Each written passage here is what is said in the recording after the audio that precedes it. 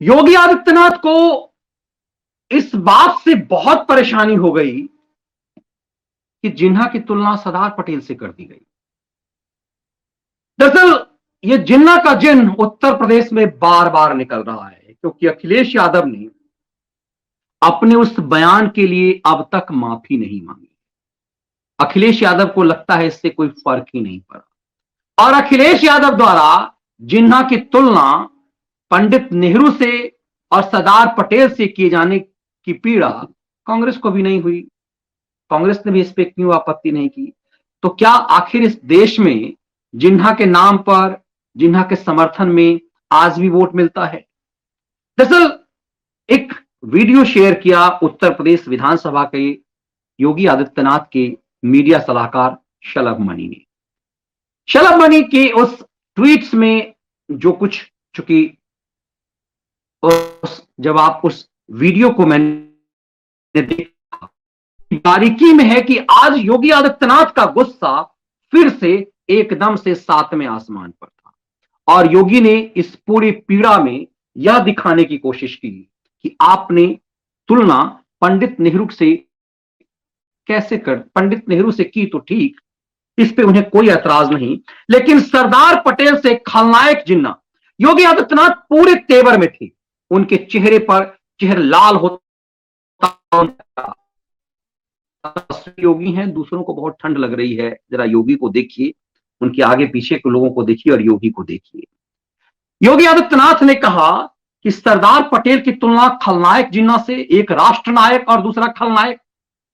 योगी ने कहा कि एक देश को जोड़ने वाला, एक देश को तोड़ने वाला, एक हत्यारा, एक राष्ट्र नायक, एक हिंदुओं की, और उन्होंने हिंदू शब्द का इस्तेमाल किया, एक 6 करोड़ हिंदुओं का हत्यारा और एक राष्ट्र का नायक, दोनों से तुलना कैसे कर दी गई।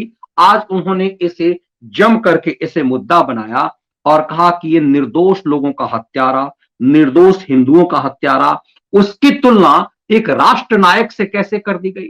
दरअसल योगी आदित्यनाथ इस देश को यह बताना चाह रहे हैं अब कि ये दौर अब चला गया कि जिन्ना के नाम पर आखिर भारत में कोई ऐसा कैसे बचा हुआ है और कोई इसका समर्थन कैसे कर सकता है कि कोई जिन्ना की तुलना करे, जिन्ना की तुलना करे, जिन्ना की तुलना करे, जिन्ना की तुलना करे, जिन्ना की तुलना करे, जिन्ना की तुलना करे, जिन्ना की तुलना करे।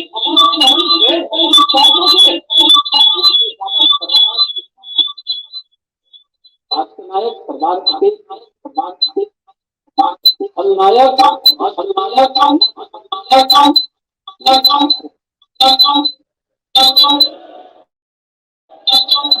दोनों नहीं जुड़ सकते, दोनों की तुलना नहीं हो सकती है, दोनों की तुलना नहीं हो सकती। ये कोई मानता है,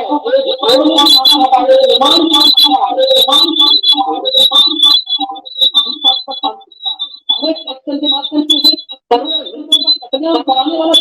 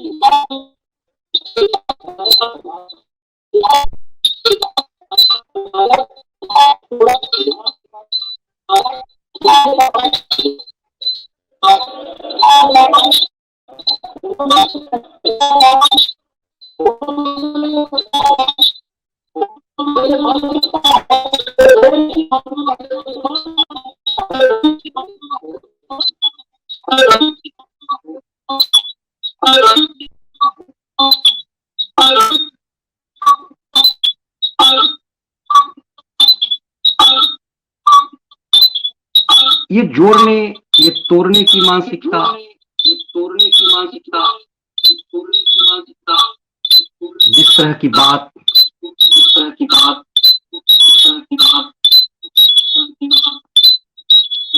योगी आदित्यनाथ कर रहे हैं, योगी आदित्यनाथ कर रहे हैं। थोड़ी सी टेक्निकली परेशानी है,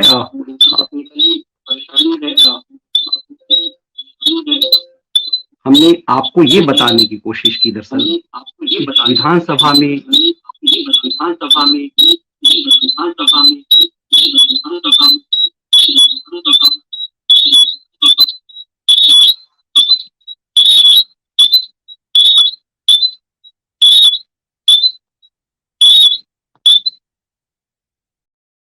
पूरी प्रक्रिया को आपने जिस रूप में देखा, ये दरअसल इस बात को इंगित करता है कि कैसे योगी आदित्यनाथ का क्रोध, योगी आदित्यनाथ का गुस्सा पूरी तरह से इस बात को लेकर के था कि आप सरदार पटेल से इसकी तुलना कैसे कर सकते हैं, सरदार पटेल से आप इस तरह की तुलना कैसे कर सकते हैं। सवाल यह है कि योगी ने एक बार भी नेहरू का नाम क्यों नहीं लिया, क्योंकि अखिलेश यादव ने जिस दिन जिन्ना की तुलना की थी उस दिन उन्होंने पंडित नेहरू का भी नाम लिया था कि जिन्ना, पंडित नेहरू और सरदार पटेल एक ही जैसे नेता थे, वकील थे।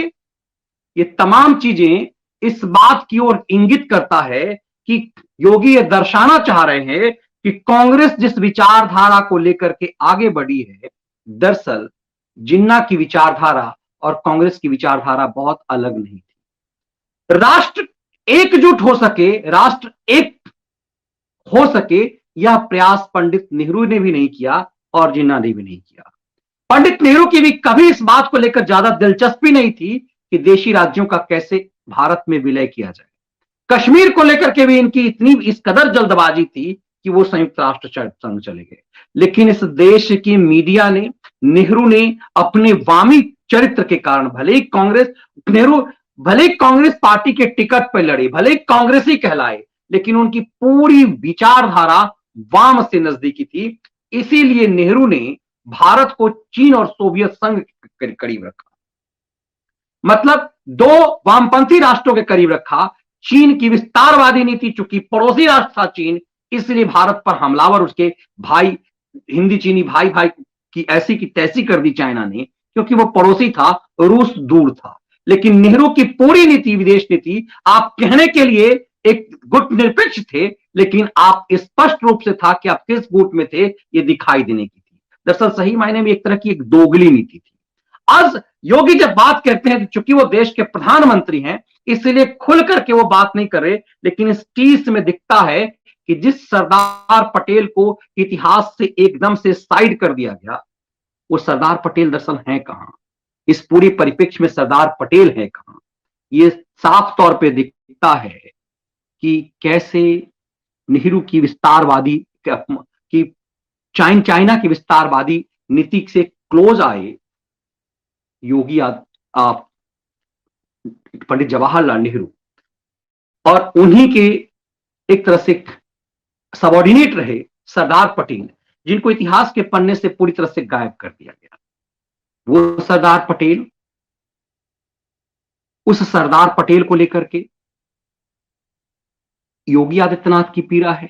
सरदार पटेल तो किसी संघ से नहीं आते। फिर सवाल यह है कि ऐसी स्थिति में, इस परिप्रेक्ष्य में, ऐसे हालात में, आज जब ये मुद्दा जिन्ना को लेकर के विधानसभा में उठ रहा है, जिन्ना की तुलना सरदार पटेल को लेकर के पीड़ा हो रही है, लेकिन ये कहीं से भी किसी भी तरीके से नेहरू को लेकर के नहीं हो रही है। ये तिलमिलाहट इस बात को स्पष्ट रूप से दिखाता है कि दरअसल योगी कहां पर तीर मार रहे हैं, किस जगह पर वो हमलावर रुख अख्तियार कर रहे हैं।